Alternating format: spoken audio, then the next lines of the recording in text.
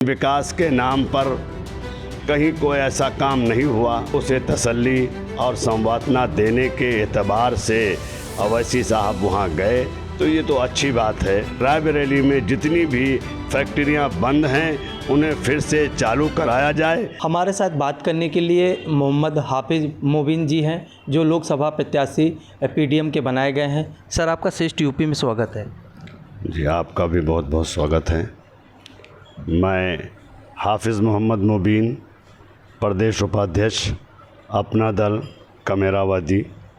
मुझे रायबरेली लोकसभा की जिम्मेदारी पीडीएम न्याय मोर्चा के तहत सौंपी गई है। अब आगे 24 का चुनाव है, आप प्रत्याशी भी हैं और जनता के बीच में जाएंगे, तो कौन से मुख्य मुद्दे होंगे?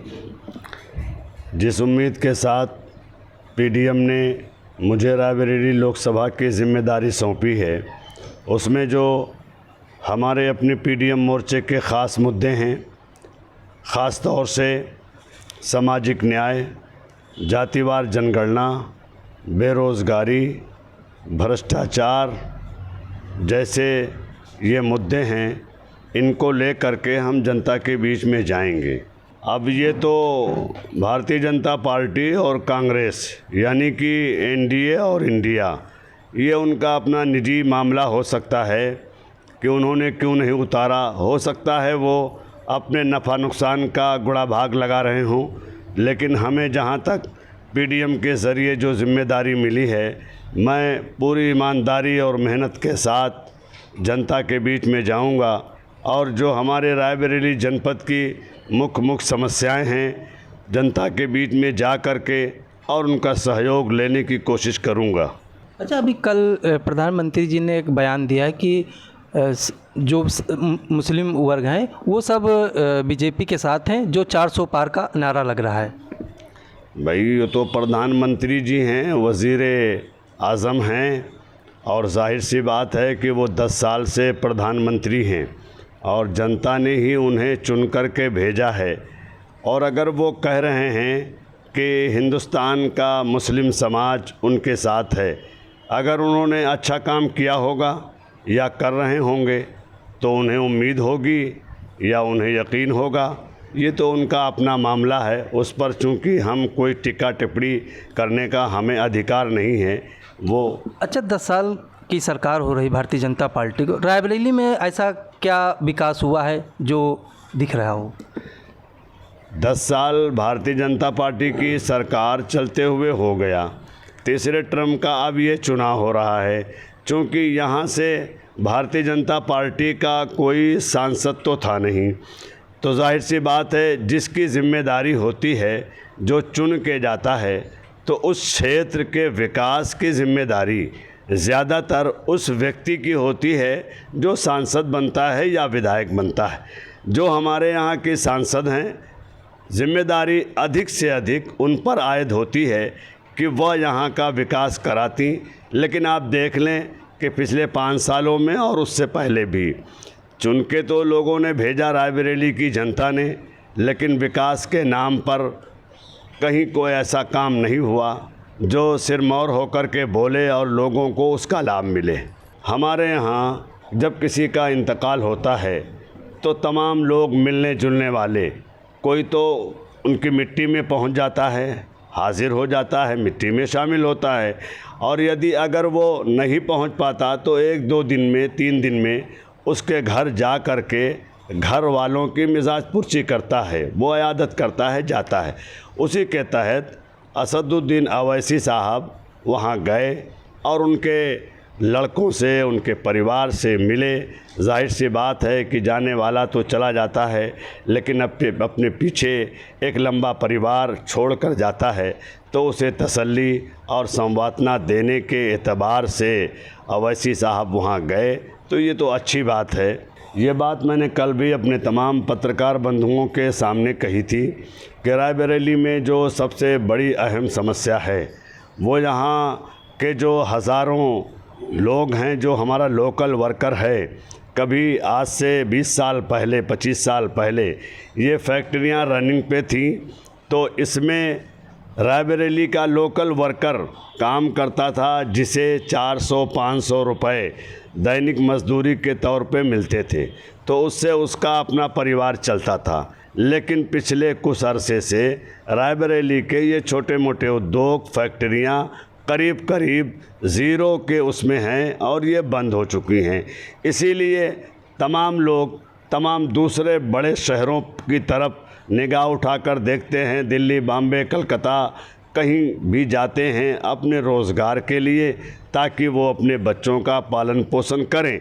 यदि रायबरेली की जनता ने, जैसे कि हमें पीडीएम न्याय मोर्चे के तहत रायबरेली लोकसभा की जिम्मेदारी सौंपी गई है, मैं अपनी आवाम के बीच में, जनता के बीच में जाऊंगा और ये समस्याएं रखूंगा। अगर जनता ने हमें मौका दिया तो मैं तो आपके सामने, आपके चैनल के माध्यम से ये यकीन दिलाना चाहता हूँ रायबरेली के तमाम मतदाताओं को कि सबसे पहला काम प्राथमिकता के तौर पे हमारा यही होगा कि रायबरेली में जितनी भी फैक्ट्रियाँ बंद हैं उन्हें फिर से चालू कराया जाए, ताकि रायबरेली के लोगों को अच्छा रोज़गार मिल सके। बीजेपी ने सीए लागू किया है, इसको कई मुस्लिम वर्ग के लोग हैं बड़े घबराए हुए हैं, इसको आप लोग किस नज़रिए से देख रहे हैं? सीए के एतबार से किसी को घबराने की कोई ज़रूरत नहीं है, इसलिए कि इससे किसी की नागरिकता न जाने वाली है न छीनने वाली है। और सीए को लेकर के जो लोगों में भ्रम फैला हुआ है, हमारे समझ से तो उसे दूर हो जाना चाहिए। ये हमारा देश हिंदुस्तान बहुत बड़ा है। अगर हमारी सरकार आने वाले बाहर से विदेशी लोगों को जिनका उत्पीड़न हुआ है, अगर उनको नागरिकता देना चाहती है तो दे दे, लेकिन हमारा ये मानना है कि उत्पीड़न का शिकार चाहे जिस जात और धर्म का व्यक्ति हो, वो अगर हमारे यहाँ आता है और हमसे शरण मांगता है तो हमें उसमें जात धर्म नहीं देखना चाहिए, हमको सबको अपने यहाँ शरण देना चाहिए। मौजूदा सरकार की कानून व्यवस्था को लेकर आप लोग कितना संतुष्ट हैं? मौजूदा सरकार के कानून व्यवस्था ये तो किसी से छुपा नहीं है, ये जग जाहिर है। लेकिन यह है कि सरकार कोई भी चलती है, अगर उसके अच्छे काम की और बुरे काम की तुलना की जाए तो जो बुरे काम हैं जब उन्हें हम बुरा कह सकते हैं, तो जो सरकार अच्छा काम करे तो हमें उसकी अच्छाई पर भी ध्यान देना चाहिए, क्योंकि सरकारें तो आती जाती रहेंगी। आज किसी की सरकार है, कल फिर किसी की सरकार होगी। तो कानून व्यवस्था मेरे अपने एतबार से उत्तर प्रदेश में जब से ये गवर्नमेंट चल रही है, करीब करीब उसे अगर देखा जाए तो ठीक ठाक ही चल रही है। कानून व्यवस्था के ऊपर अंकुश है और तमाम तरह की जो घटनाएं होती थी उन पर एक तरीके से विराम लगा है, तो ये तो बहुत अच्छी बात है। अच्छा, अभी यूपी पुलिस का पेपर भी लीक हुआ, बेरोज़गारी भी बहुत बढ़ी हुई है, इसको लेकर आप लोग? यूपी पुलिस का पेपर लीक हुआ, अभी इसके पहले जो बोर्ड का एग्ज़ाम चल रहा था उसका पेपर भी लीक हुआ, और जो बेरोज़गारी चल रही है ये चरम सीमा पर है। सरकार ने जो रोज़गार देने का वादा किया था वो अपने उस वादे में विफल हैं। अभी तक उन्होंने सामूहिक तौर से बेरोज़गार नौजवानों को रोज़गार देने का काम नहीं किया। सपा से मनोज पांडे थे, उन्होंने राज्यसभा में क्रॉस वोटिंग किया है, अब वो बीजेपी में है, तो अभी हो सकता है कि बीजेपी में से उनका नाम चल रहा है, तो क्या टक्कर होगी आपको? हमारी टक्कर तो मैं तो समझता हूँ कि किसी के साथ नहीं होगी, क्योंकि हमें जनता चुनाव लड़ाएगी और हमारा जो पीडीएम पिछड़ा, दलित, मुस्लिम, वह शोषित समाज, सवर्ण समाज, जिसे आज तक जो है वो दबाने का काम किया गया है या उसकी उपेक्षा की गई है, हम सारे इस समाज को लेकर के जनता के बीच में, जनता की अदालत में हैं, तो हमारा तो टक्कर किसी से होगा नहीं। रहा सवाल ये है कि कोई बीजेपी से आए, कोई कांग्रेस से आए, तो ये तो चुनाव है, आना तो सभी को है मैदान में। जब वो आएंगे तो देखा जाएगा, जैसा होगा उसी के अंदाज से पेश आया जाएगा। बाकी भरोसा जनता की अदालत पे है।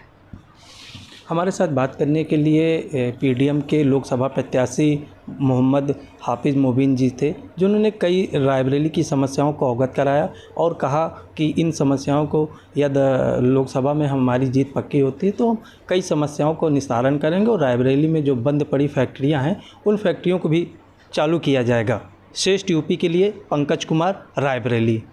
उत्तर प्रदेश की हर खबर से अपडेट रहने के लिए श्रेष्ठ यूपी को करें सब्सक्राइब, बेल आइकन दबाएं और देखते रहें श्रेष्ठ यूपी।